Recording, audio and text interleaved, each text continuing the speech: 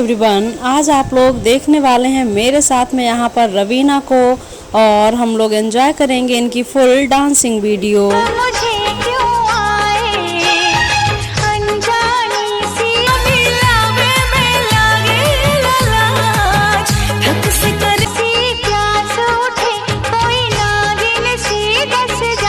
तो दोस्तों, कैसी लगी आप लोगों को आज की ये वीडियो। अब मैं लेने जा रही हूँ आप लोगों के कमेंट्स को, तो आप लोग बताइएगा कि मैंने किस किस के कमेंट्स को पिक किया है अपनी इस वीडियो में।